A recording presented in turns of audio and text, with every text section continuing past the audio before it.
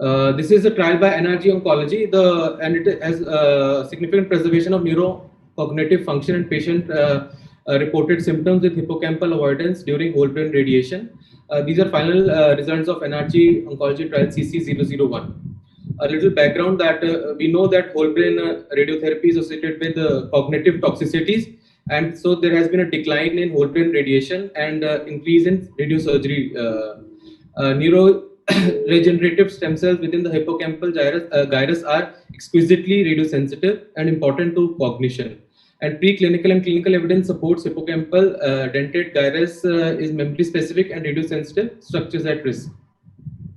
So this is a landmark trial by Vinay Kondi, and says that the hypothesis was hippocampal avoidance using IMRT prevents cognitive toxicity from whole brain RT.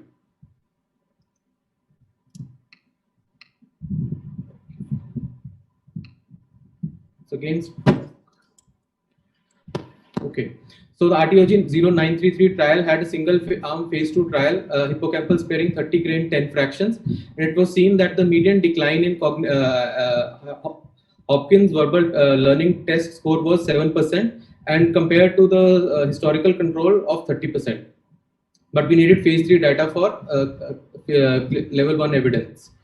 So phase 3 trial RTOG 0614 was done, and it showed that patients maintained during WBRT had significant response in cognitive function failure as compared to no momentum, and hence it was statistically significant.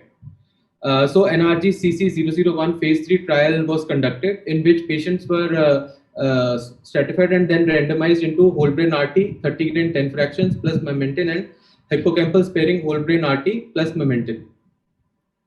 The trial design was primary endpoint was time to cognitive failure, and cognitive battery was tested by Hopkins verbal learning test score and trial making test.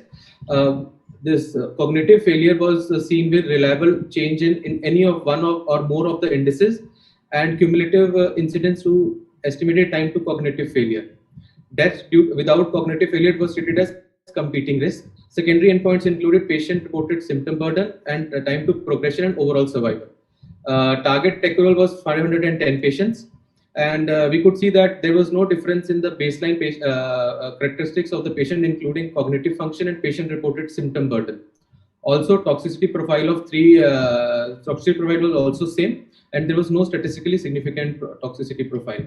Now coming to the primary endpoint, the hippocampal avoidance prevents cognitive function. We can see that the hazard ratio is 0.756 and p-value is significant.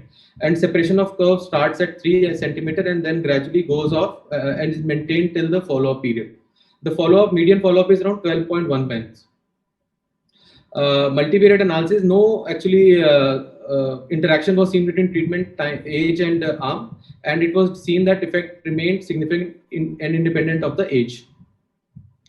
Hippocampal avoidance at 4 months also had a constant executive function. It was done by trial making test B, and we can see that it was all statistically significant as compared to no hippocampal sparing. At 6 months, learning and memory was also significant. Difference was also significant, and this was also seen when we were comparing total recall, as can be seen in the graph, statistically significant, delayed recall, and recognition. Patient-reported symptom burden was also significantly less as compared to no hippocampal avoidance, and neurological symptom burden was decreased, and interference of neurological symptoms in daily activities was also decreased. Hippocampal's avoidance associated with less problems in remembering at 6 months. This was also statistically significant. Also, even after hippocampal sparing, no significant difference in intracranial progression-free survival and oral survival was seen. But in hippocampal region relapses, whole brain plus momentum had more relapses as compared to hippocampal sparing WBRT. So in conclusion, the hippocampal avoidance during whole brain RT plus momentum preserves the cognitive function and patient-related symptoms. It helps in improvements in patient-reported cognition over time with 4 to 6 months. Decreased interference of neurological symptoms with daily activities and problems remembering things. Benefit in executive functioning at 4 months, recognition at 4 to 6 months were also improved, and with similar toxicity, intracranial PFS and overall survival.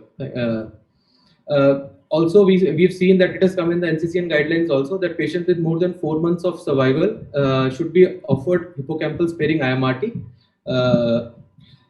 Also, it has been seen statistically that SRS versus whole brain for brain metastasis, RTOG 0614 says an HR ratio of 0.78, and NRG CC 001 says HR ratio of 0.74 with the hippocampal sparing, whole brain, and mementin.